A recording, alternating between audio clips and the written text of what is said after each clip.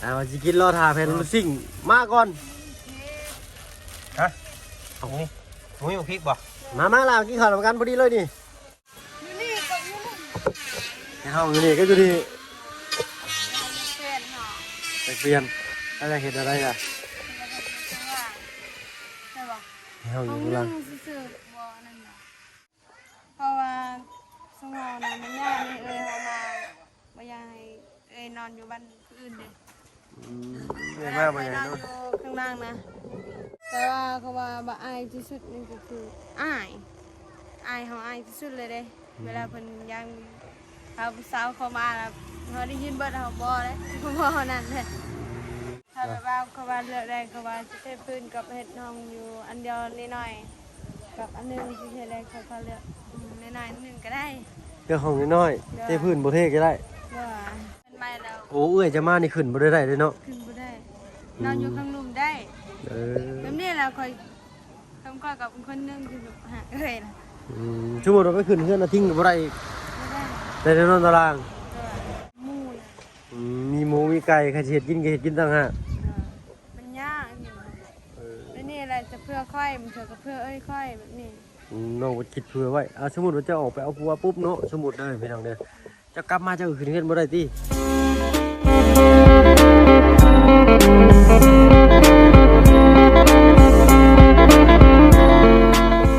กินข้าวร่วมกันมาเมื่อกี้นี่พี่น้องเนาะซื้อมาสิกินรอทาแพนลูซิ่งมาก่อน ฮะตรงนี้มุ้ยพริกบ่ มาลาวกินข้าวร่วมกันพอดีเลยนี่ได้กินร่วมกันเด้อบ่กินบ่ได้ได้ครับนี่เจ้าเด้อโทษได้ดอกไม้มาฝากกันตัวนี่เนาะ บ่ยาดอกนี่ ไม่จอด มากินร่วมกันน่ะแหม ชมเพิ่นบ่ อะไรพี่น้องเด้อ จะกินได้บ่ เฮ้ยกินได้ไหมนี่ไหมนี่ฮะไปอ้าวได้อยู่ว่าจังชั้นนั่นน่ะสบายดีทางลุงจันทร์ไปหน่อยเนาะ บ่มีแล้วเป็นยังได้แล้ว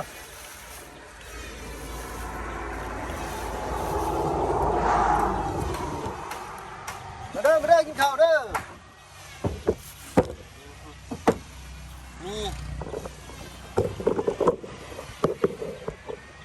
มีลาบโอ้ไม่ลาบเด้อนี่ทั้งเอื้อยเพิ่นเฮ็ดให้เนาะชื่อเพิ่นคือเก่าอะไรไปหน่อยเนาะทางลุงเพิ่นซื้อถูกกิน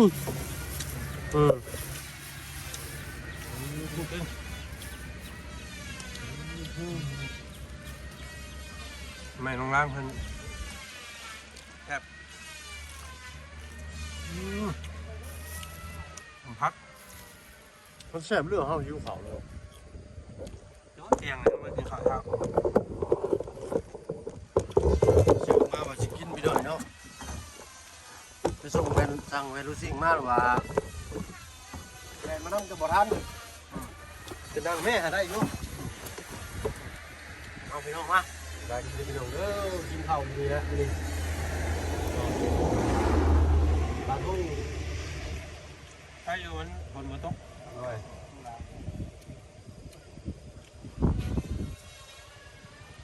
ถ้าอยู่มือหนึ่งพี่น้องมากินข้าวต้องทางฮะกันเลิกเรียก เอาเที่ยง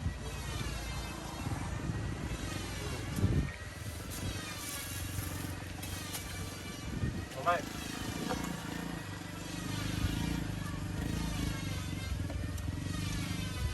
ไม่นี่เนาะมันนุ่มอ่ะไม่ได้หรอก เวลา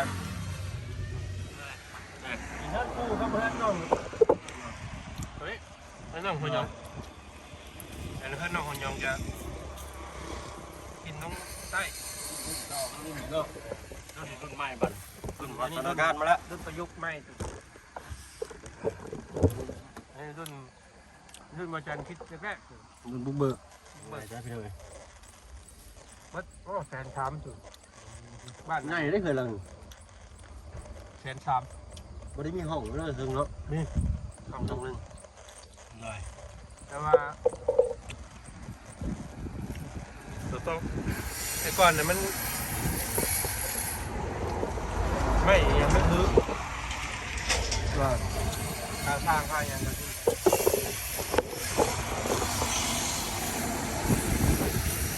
เอารถตรวจหาร้านมาสั่ง สมัยก่อนนี่เลยมาทีนี้มันทิมหาร้านบ่ได้นี่ ร้านสมัยหลวงพ่อทำที่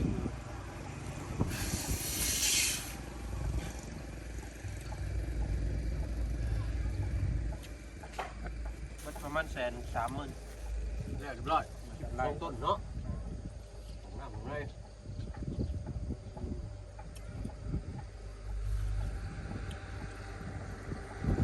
แต่ว่าตัวนี้1,500ตัวนี้1,700 1,800ถึงจะ ข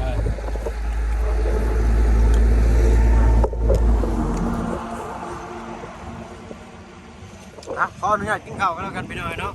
เดี๋ยวไปอัปเดตนี่เติมอีกเนาะฐานน้องล่างเพิ่นยังบ่มาอยู่ดูเรียบร้อยเลยเฮ้ยไปกันกินของหยาบอิ่มพอดีพี่น้องเนาะเอาอันนี้มาส่งน้องมันก่อนน้องเพิ่นเห็นยังอยู่เด้ไม่กำลังลาบ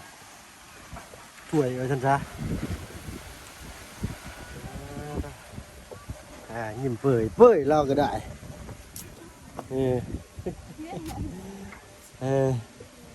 โอ้บ่ค่อยอารัมปานใดพี่หน่อยเนาะทางนี่ค่อยเปื้อนปานใดคือทางคอกงัวโอ้ตำบักหุ่งเรายังกินมันกับบ่เบิดอีกเนาะเอาไว้นี่เนาะปึ๊บโอ้ตัวเองครับผม ก็ได้เนาะโอ้มันหมอกมันมัวมันมองพี่น้องเลย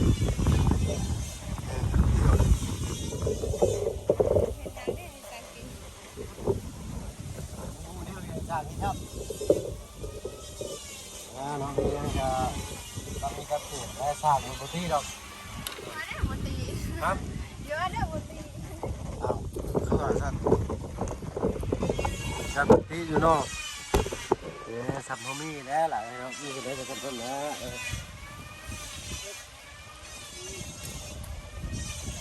ปลาทู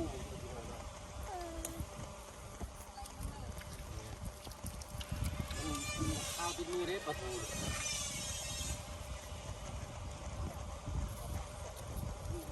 โอ้สูงเนาะ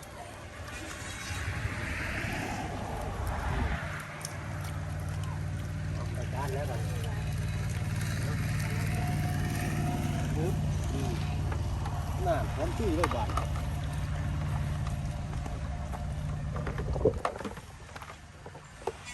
ขอบใจเด้อหน่อไม้เด้อ งอเพียง แทบลายแอมลือ แอมลึกแม่นบ่อ่ะแอมลึก แมนมาไอ้สิตัวใจจ้ะ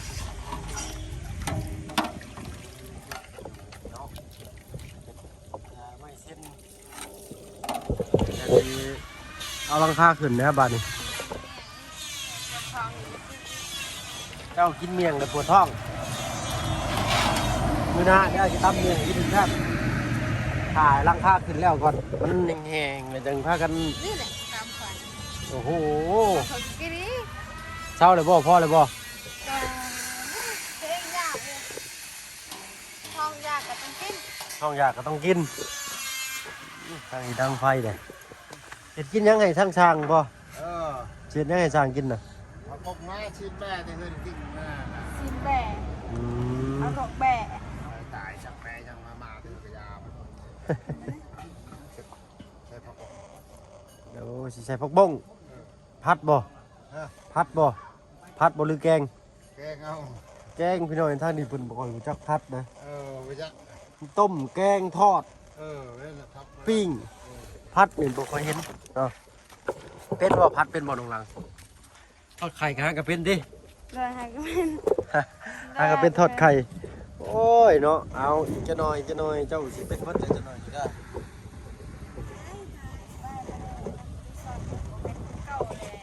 ได้สิช้อนบ่ยากเสื้อบ่วายเขากินกับเป็น ไอเสือนะ บ่เสื้อบ่ ผู้ชายเหรอเป็น ว้าได้สิช้อนทำเด้อเนาะได้ดีเข้าแม่เสื้อด้วยได้ละเอาไปทำลังทางผู้สร้างเพิ่นอ๋อบ่พากันกินข้าวกินน้ำบ่ผู้สร้างนี่ จะรอ เอ้ยสบายดีจ้ะ 3 เซนได้2 ท่อนเนาะไม่เนาะมันพอดีกับทางอื่นนะพี่น้องเนาะเล็บผัง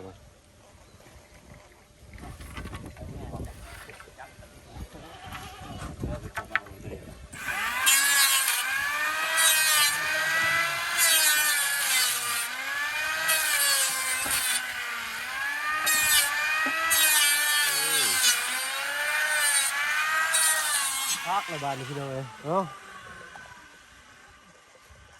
พอดีชื่อๆแล้วแต่มันคือลูกขั้วอยู่แล้วก็ได้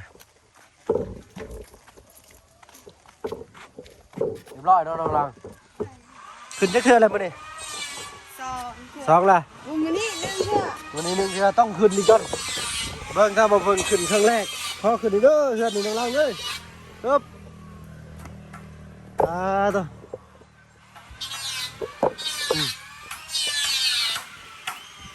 ไม่เหลืองไม่กั้นเหลืองที่ไหนเนาะขึ้นบ่จับดีๆได้ยันตกเบิ่งเด้อไม่หัวตะไม่ได้โอ้ไม่คือไม่เช่นไม่ค้างคนใส่เดกาดไม่ได้ไม่บ่ถึงเนี่ยเป็นสิออกไปตอกปลาลมเนี่ยประมาณถึง2 ล่าง 2พี่หน่อยเนาะความสูงถึง2 เมตรล่าง2 เมตรล่าง1.9 เมตรถึง1.9 เมตรเนาะข้างล่างนี่2 เมตรประมาณนี้ความสูงของมันกินข้าวกินน้ำอิ่มแป้เลยบาทนี่กินแล้วบอกข้าวเพชรนะจะกินแล้วบอกข้าวเพชรยังไม่ได้กินครับไม่ได้ถ่ายกินเป็นท่อนซางเลยเนาะเห็นปะโตจะถ่ายกินท่อนซางไปเลย ใครสั่งกินแล้วก็ ฮะ ใครสั่งกินแล้วก่อน ถ่ายสั่งกินแล้วก่อนเจ้าจังกิน ได้ ต้องให้ทั้งช่างเพิ่นกินก่อนเนาะเพิ่นจะกินน้ำลังไปหน่อยเนาะมีสำได้ก็กินสำนั่นนะนี่เนาะคือบุกินน้ำอ้ายบุกินนี่กินข้าวกับบุกินโอ้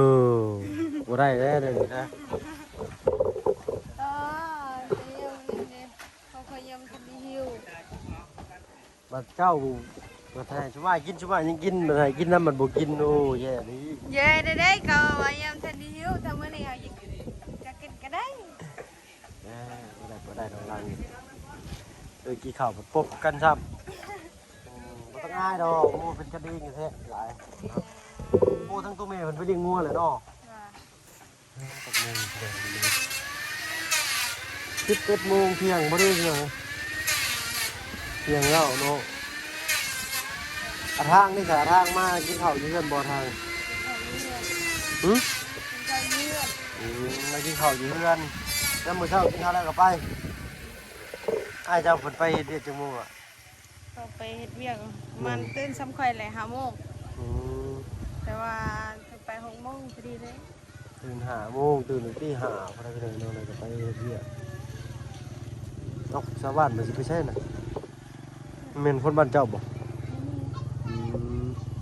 ชาวบ้านสัญจรมานี่เสร็จเลยเนาะ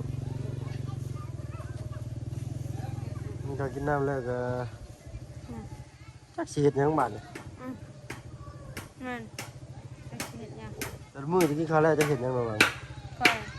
ใช่แม่นนะ ข่อยก็ต้องมีอยู่แล้วสำหรับข่อย มีเรียกว่า ต้องมีบ่มีก็ต้องมีเวลาข่อยอยู่เฮือนข่อยอยู่บ่ ดีชิวบ่ได้เนาะบอกอ้ายนี่ก็อ้ายก็จะเฮ็ดเวียกนำนี่ แต่เด้อเฮ็ดโดยการที่แบบว่าอยากเฮ็ดแบบใดที่ตัวเองอยากเฮ็ดก็เฮ็ดแบบนั้น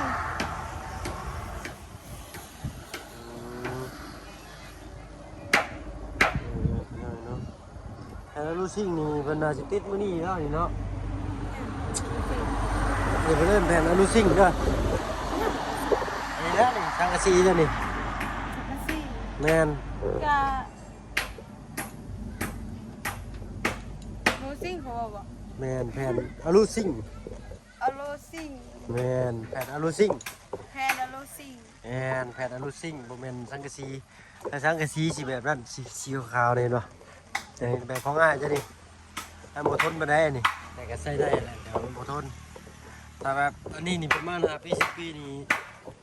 สีจะขี้ลอกหรือบ่พี่น้องเนาะ งามเทโนซีนี้เนาะ งามบ่ เนี่ย สนใจแล้วบ่ โอ้ยดีใจเลย ชุดๆเลยเนาะ ก็ถึงมันงามเถอะแล้วเนาะ เออ นี่ฮูกะบ่ค่อยปัดได้แต่ว่าเจอ เสื้อสีแท้ๆนี่งามแฮง เลย เอาเนาะและนี่ก็งามและสีงามสุดละเป็นสีที่เป็นว่าอะไรกันสีฟ้าเป็นสีน้ำเงินเนาะสีน้ำเงิน ใช่ว่าซีสักซีนี่กับในสลามเหมาะกับตัวเด้ สีนี่วะสีเทาควันบุหรี่เนี่ย เฮ้ย สีคือบ้านน้องไส้นะ เลยถึงแล้ว อันนั้นเนาะ เลย เดี๋ยวทางสมัยจะหาไม้มาให้ทางภาษาเพิ่นก่อนไม้นี่เป็นไม้ตัวนี้นะพี่น้องนี่ผมทำพอเลยเพราะว่ามันได้ตัด3 อันต่อ2 เซนพี่น้อง เพราะว่าเชิญเอาอยู่นี่กับอยู่นี่ ในห้องอยู่นี่ก็อยู่ที่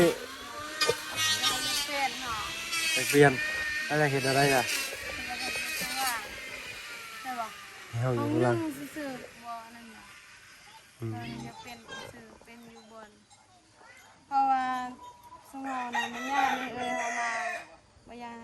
ให้นอนอยู่บ้านผู้อื่นเด้ เรียกมาบ่ใหญ่ นอน เนาะ อยู่ข้างล่างนะก็ถ้าเคยใหญ่ก็ดีแหละเนาะเพราะว่ามันนี่ เอารุ่นเบิ่งเนาะข้างล่างนี่ มันบ่ได้เป็นได้2 ชั้นได้มันเป็นล่างเดียวห้องนึงซื่อๆแบบว่า เขาบอกว่าจากจังไหนเขาเฮ็ดจังได๋อย่าได้เฮ็ด2 ชั้นบ่แม่น เหมือนกับน้องอะไรไปหน่อยเนาะแต่ว่าถ้าเฮ็ดอีกห้องหนึงนี่ฮะก็ดีคือกันแต่คือว่าไปหน่อยเนาะงบประมาณนี่ก็พอแต่ชั้นเทิงแต่เทบอกเทพื้นนี่จักสิมีหรือบ่ก็รุ่นเบิ่งกันดิ บ่เป็นหยังนั่น นอนเอาเทิงก็ได้เนาะ เออ พี่น้อยเนาะคือน้องเพิ่นนั้นอยากมีห้องข้างล่างห้องหนึงก็ดีนะถ้าว่ามีก็ได้มันจึงสิได้ใช้พื้นที่ให้ได้หลายที่สุดอะนะดีกว่า สิได้บอกว่าเฉพาะตัวเองหั่นนะห้องนั้นนะ เจ้าสิอยู่ทางนุ่มบ่ เลยเฉพาะตัวเองหั่นนะแบบนี้แบบอ้ายคือกันพอทางอ้ายเนาะ อ้ายห้องหนึงพร้อมอ้ายห้องหนึงเนาะแล้วก็พ่อแม่ห้องหนึงแล้วก็น้องกันก็ได้นะพี่น้อยเนาะ แต่ว่าเขาว่าบ่อายที่สุดนี่ก็คืออ้ายเฮาอายที่สุดเลยเด้เวลาเพิ่นยังพาผู้สาวเข้ามาแล้วเฮาได้ยินเบิดเฮาบ่เลยบ่นั่นเลยพ่อก็คือการอายเบิดอ่ะ ผมมาคือน้องเพิ่นใหญ่แล้วน้องเพิ่นอ้ายพี่น้อยเนาะเวลาอ้ายพาผู้ชายผู้สาวมาเนาะก็ พ่อก็คือกันแหละบ่าวกันนะก็ว่าดีแต่ว่าบ่แม่นว่าสิแบบว่าเฮ็ดห้องข้างล่างเราสิเอาผู้บ่าวนอนนำบ่แม่น ผมแม่นน้องก็หมายถึงว่าอ้ายภาคหน้าอะไรมีคนมาเล่นมาแห่นน้ำน้องนี่ก็น้องเพิ่นพี่น้อยเนาะเอาถ้าว่าแล้วตัวนี้แล้วเนาะถ้า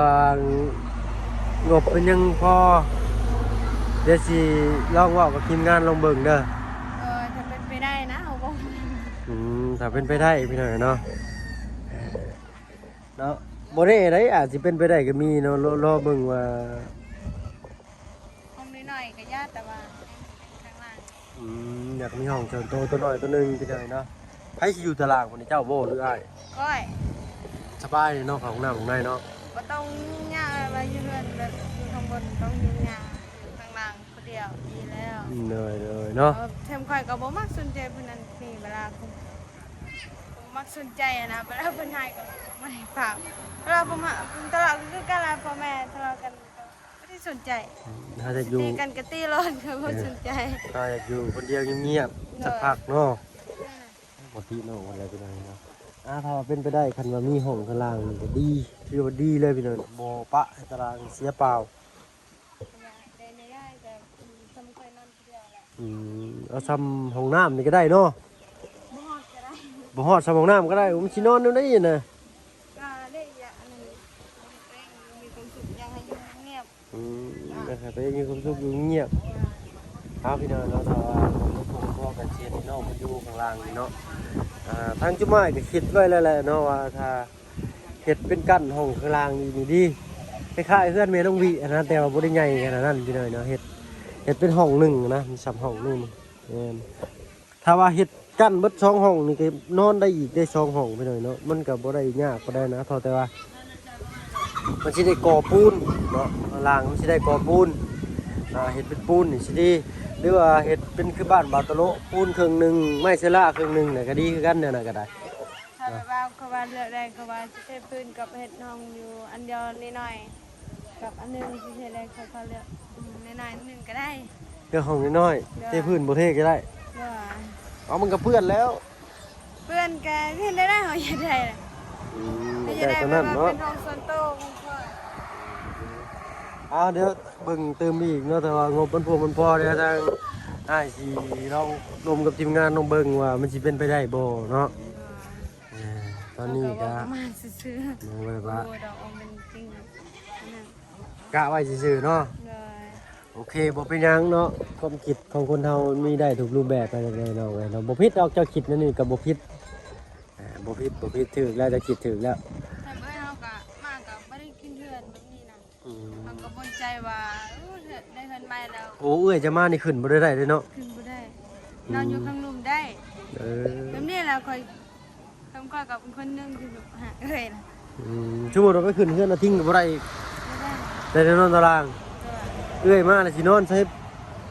มีแต่ นี่แหละเขาถึงยากเนาะ คือเพิ่นออกไปเอาครอบครัวแล้วเพิ่นถือฮีดพีไว้ซั่นๆพี่น้อยเนาะแล้วขึ้นเฮือนบ่ได้ต้องเสียฮีดก่อนจะขึ้นได้แนวนั้นพี่น้อย เสื้ เนาะ อมันเป็นอันนั้นเด้จะควายเลยจักอันนั้น บ่ที่น้องเพิ่น ควาย โอ้โตเอาเงินไปซื้อควายเดี๋ยวมาเฮ็ดห้องได้2ห้องพุ่นเนาะ บ่ที่น้องเพิ่นแล้วพี่น้อยเนาะคือเอ้ยน้องเพิ่นคิดไว้คือว่าเวลาเอ้ยบ่มื้อใดก็มื้อหนึงเอ้ยจะมาเนาะ ก็ เอ้ยจะมาแล้วเอ้ยจะขึ้นเฮือนบ่ได้ว่าซั่นซะพี่น้อยเนาะ ก็ ต้องได้อยู่ตาราง ก็เสียใจแล้วแบบว่าน้องได้เงินมาแต่ว่าขึ้นบ่ได้นอนอยู่ตารางก็ดีแต่ว่ามีห้องนึงอ่ะ เอาบัดเอาบ่ทางเอาซั่นแซ่บบัดเวลาเอ้ยจะมานั่นได้ใช่ล่ะมาขึ้นเฮือนนี่ก็ขึ้นบ่ได้บ่ ขึ้นบ่ได้ ต้องอยู่ตารางอย่างเดียวเลย เฮ็ดกินก็บ่ได้ ได้กินก็บ่ได้มาห่วมซื่อๆนี่ กินในตาห่างต้องมีอันนั้นเลยให้ขอมีหมูน่ะ มีหมูมีไก่ใครสิเฮ็ดกินก็เฮ็ดกินต่างหาก มันยากนี่แล้วนี่แหละจะเพื่อค่อยมันเถอะก็เพื่อค่อยแบบนี้ น้องบ่คิดเผื่อไว้สมมุติว่าเจะออกไปเอาผัวปุ๊บเนาะสมมุติเด้อพี่น้องเด้อจะกลับมาเจะขึ้นเฮือนบ่ได้ติ ขึ้นบ่ได้ ต้องอยู่ตารางเนาะ แต่ว่าสำหรับค่อยแล้วค่อยคิดว่าถ้าไปได้ครับค่อยก็อยากให้มันแต่งไว้แต่งหมดเลยบ่ต้องอยากให้มันขึ้นเฮือนได้ น้องก็คิดรอบคอบคิดไปเบิดแล้วพี่น้อยเนาะว่าซั่นซะโอเคซะเนาะน้องเนาะเดี๋ยวจังว่ากันใหม่อีกเนาะ แต่ว่าเรื่องเพื่อเอื้อยนะบ่แม่นเพื่อเอื้อยเพื่อค่อยแน่เราเป็นผู้หญิงเด้อเพื่อน้องแน่ น้องก็เป็นผู้หญิงเนาะ เนาะมีดอมนี่ฮะ เป็นผมลงล้างพี่น้อยเนาะเอาสำหรับคลิปนี้ไปแล้วจังได๋ก็ฝากน้ำปลาลุง FC นำเนาะเอาสบายดีปลาลุงเพิ่นแน่ล่ะเนาะไปลงล่ะบัดนี้ไปเนาะคือน้องเพิ่นคิดเผื่อไว้ว่าซั่นๆพี่น้อยโอ้บ่ผิดแน่น้องเพิ่นคิดถึงแล้วเนาะเฮายังคิดบ่ถึงเลยเนาะก็ประมาณนั้นพี่น้อยเนาะทางผู้เป็นเอื้อยมานี่ก็ขึ้นเฮือนบ่ได้เป็นหยังผู้หญิงออกไปจากเฮือนแล้วจึงบ่กลับมาถ้าว่าบ่รันทดหรือว่าทุกข์กับชีวิตก็คือแบบนี้แหละพี่น้อยเนาะพวกเพิ่นกลับมาก็ขึ้นเฮือนขึ้นชานบ่ได้ต้องได้นอนอยู่ตะลุมตะลางสมมุติเนาะเป็นเฮือนหลังเก่าเด้เพิ่นสิไปนอนใช้ผูกเปนอนบ่บางคนก็ปุกกระต๊อบน้อยนอนอยู่ข้างนอกแบบนั้นแหละพี่น้อยเนาะเราบ่เพิ่งเข้าใจถึกแล้วบัดนี้พี่น้อยเนาะเอาพี่น้อยเนาะฝากไว้นำปลุงอีกเนาะ